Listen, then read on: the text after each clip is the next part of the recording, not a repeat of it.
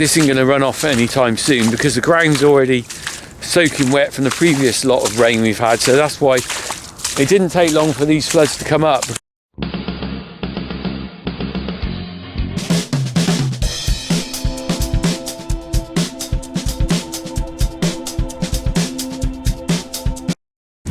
Morning everyone. So this is my first video since the infamous hack attack where I had someone take over my PC through not making me, but conning me into downloading a link that was supposed to be a Zoom update and turned into a kind of thing of controlling your computer. I'm going to talk about a little bit more about that in a bit, but this video is really about the flooding I've had. So we're a little bit out of date on this because I couldn't do a video with the computer in the repair shop, as it were. But I just thought I'd show you the neighbour's field, and we're going to go down and look at our fields in a minute. Over there, look, let me just zoom down. Zoom, that's the word I'm not very popular with at the moment. Look, there it is. Look, can you see that low-lying? Look, there's Reg's arable fields there. All across there, that's underwater. Now our fields are over there, right down there. We're gonna go down and have a look at those.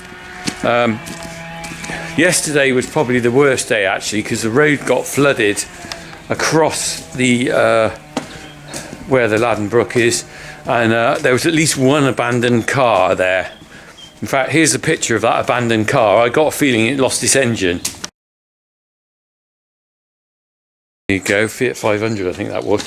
If you know anything about cars, basically what happens is, how you can really screw them up is, oh, I haven't got the door key for the Land Rover, I was going to get it. How you can really screw them up is, if you drive through water and you just happen to have an air intake that's quite low down, if the water goes into that air intake, water doesn't compress very well, it doesn't compress. So it basically goes into the engine, and I think my brief explanation is that it blows it apart because the engine tries to compress that water, it can't, so the engine just gives and bits of it break, so you end up with a written off car. So some mechanic would explain that better than me, I'm sure. Probably someone would say that's a load of rubbish, but that's my knowledge of it. And it happened to me once when I was a teenager. My mum and dad had an Austin Maxi.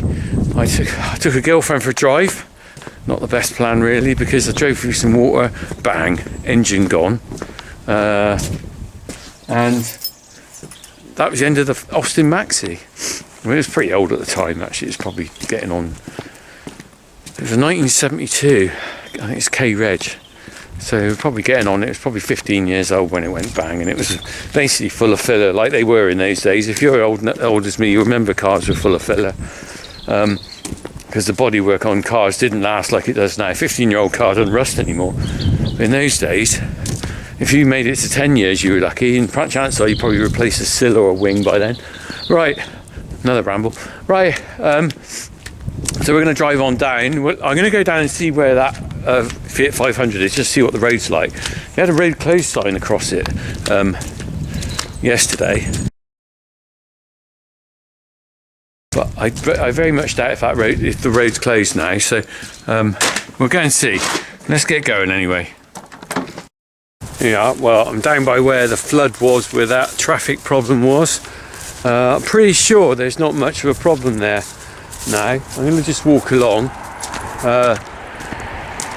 There's a bridge here, it's straight over the top of the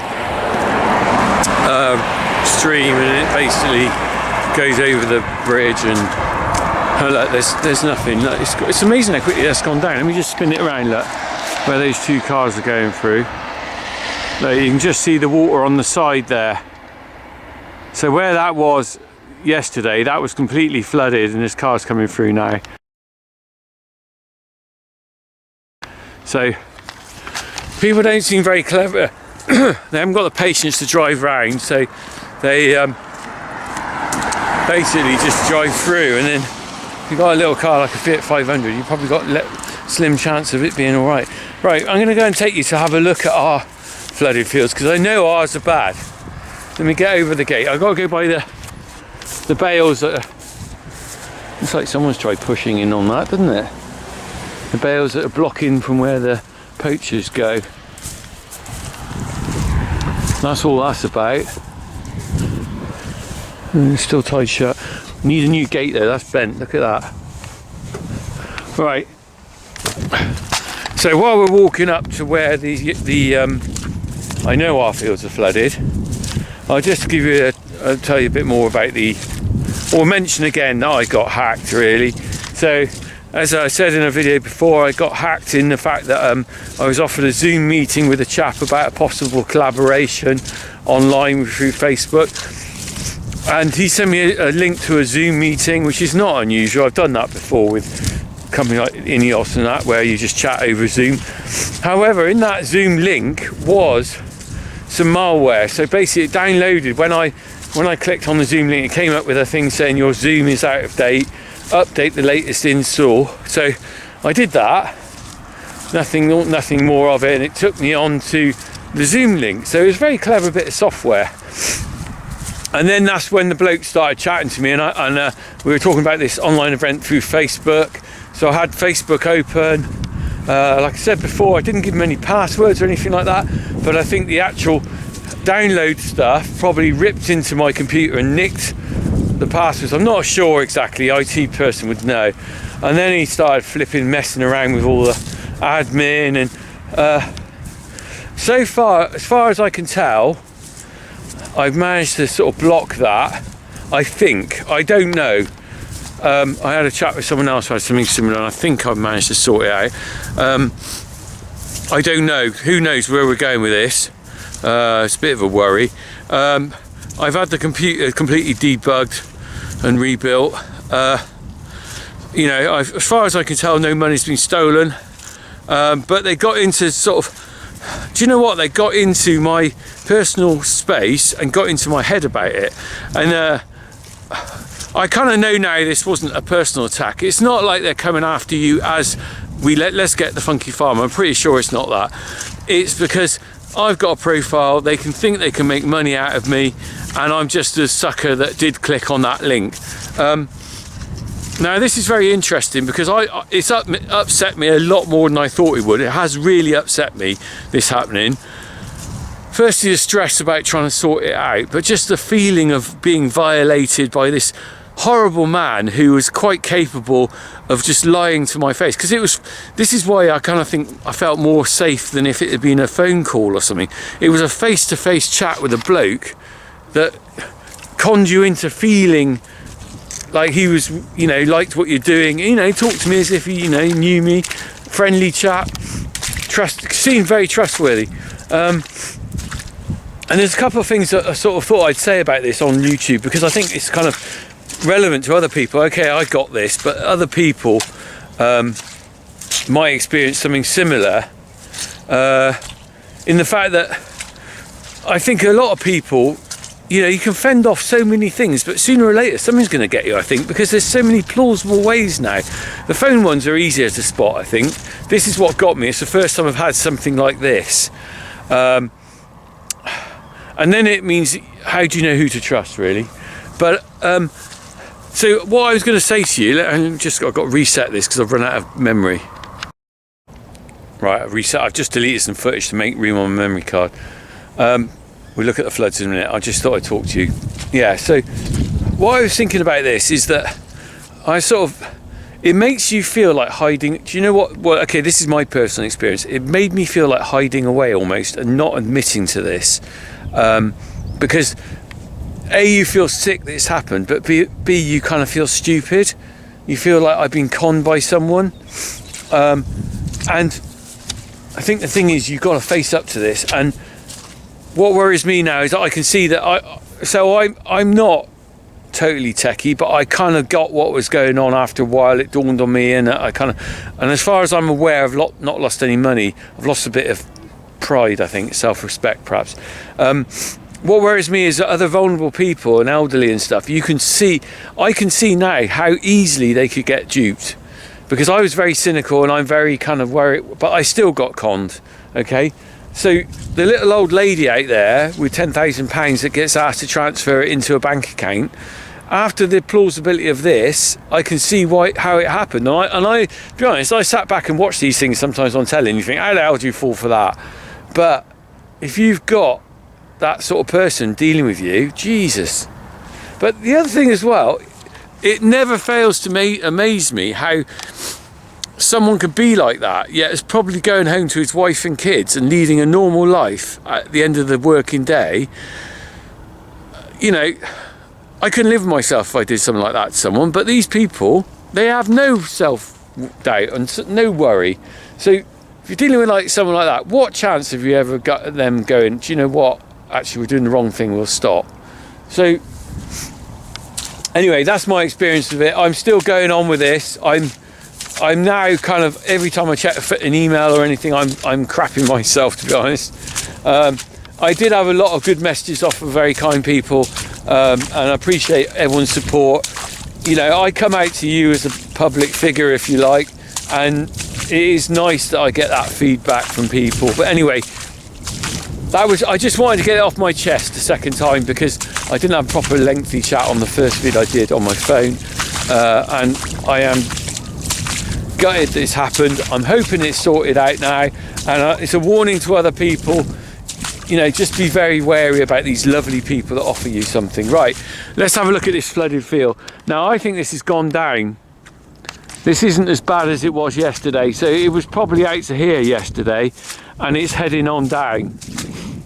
Now, let me just nip this in the bud. There's going to be people who are going to go, oh, you need to sort your drainage out, or you dig your ditches out or something. Let me tell you this now. This is a floodplain down here.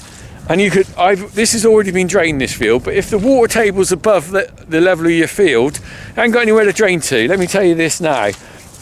But the interesting thing is, I think it's got worse over the years, more frequently, and I think a lot of that to do is with the housing developments that are being built around here. I'm pretty sure that, well, it's been proven, isn't it? Once you start tarmacking over land and putting roofs on buildings and stuff, that takes away that sink of the ground that will soak up some of the water. So what you've got is complete runoff. You think how many roads have been built near me in Yate or even in Titherington and stuff where it's just tarmac. The water doesn't soak through tarmac, it runs off, doesn't it? And so it's got to run somewhere, and it just follows gravity down here. So this is the outcome. I'm convinced that this is becoming more of a frequent problem for me because of the fact that I've got so much development land going under near me, and once you build those houses, they're there forever, aren't they? Let me just go along. Right, so this feels not too bad. I don't think I can get across the stream there.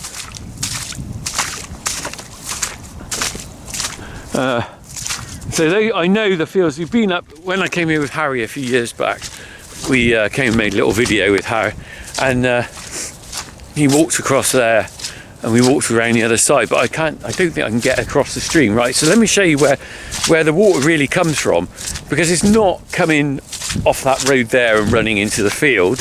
It's coming up from the Laden Brook. Let me have a look. Let me just show you. Right. You can see how wet the ground is. Look at that. All right. So here it is, look. So there's a stream the other side of that hedge, or this side of that hedge actually. Look. Let me just have a look. That grey horrible water, it's probably got all sorts of sewage in it. I'm not going to be able to get across there, am I? Look at this. So in this hedge line here is the stream that feeds across, entirely runs through the farm there. And what happens is, obviously at this lowest point where the fields are at the lowest, and you can tell the lie of the land because this is obviously higher than there, isn't it? And further along it's lower.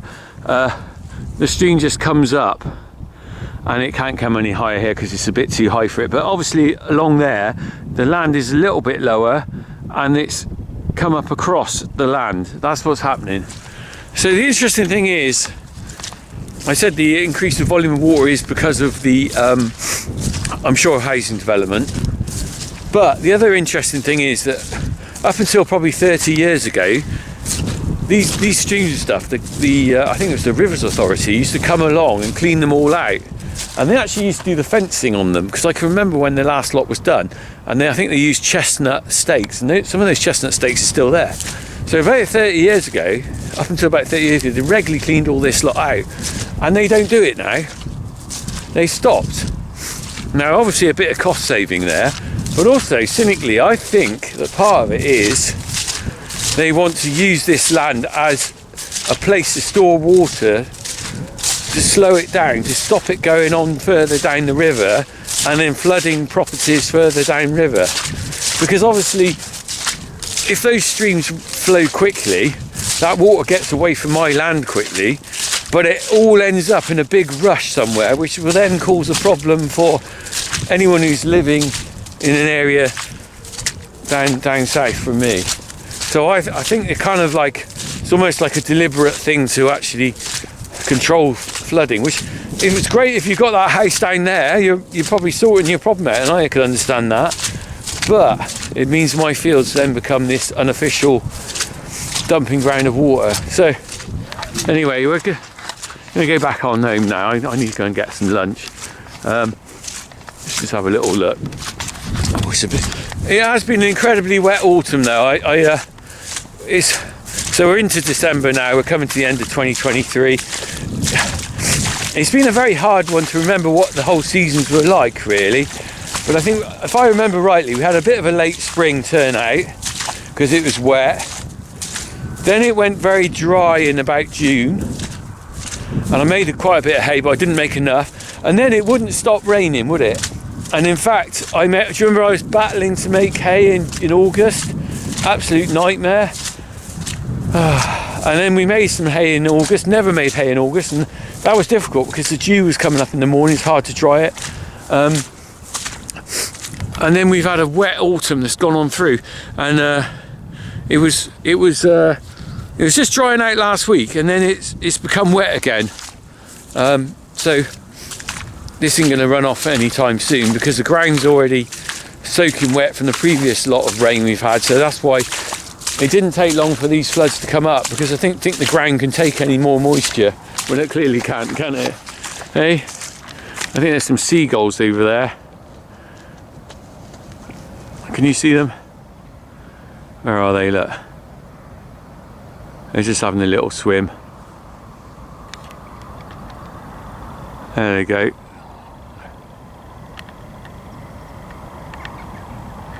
They're having a lovely time, aren't they? Anyway, right, let's get back to the Land Rover. My fingers are freezing. Oh, nearly back. I just noticed a big rip in this bale. That's not good. Look, it's just going rotten. That's a bit of a shame. This is a problem, isn't it? Oh, it stinks. Why did I sniff my fingers after I did that? It's always going to smell, isn't it? What? This is a problem, isn't it? I'm using bales as a barrier, and then flipping, they get ripped, and then they start decomposing. What I was going to say now. Oh yeah, it's nearly Christmas. I'm wondering whether, do you think Muller are going to send me that hamper they sent me last year? Muller sent me and my brother a hamper to share. I think they sent it to all suppliers. So the interesting thing, I wonder whether they'll do that this year. Because once you start something like that, you really got to keep it up, haven't you? We'll see. It was quite nice actually, it's generous of them to send it, but then they do quite well out of us, let's face it. And the other thing, the sting in the tail last time was that I got a milk price cut in January after they sent it out. So maybe they were buttering us up for that, ready for, well, we sent you a hamper, it cost us like 20 quid, and we've just cut hundreds of pounds off your income. Anyway, that's just beside the point. Right, I'm getting back now, I need to go back for lunch. Right, crack on everyone. I don't know, yeah, crack on.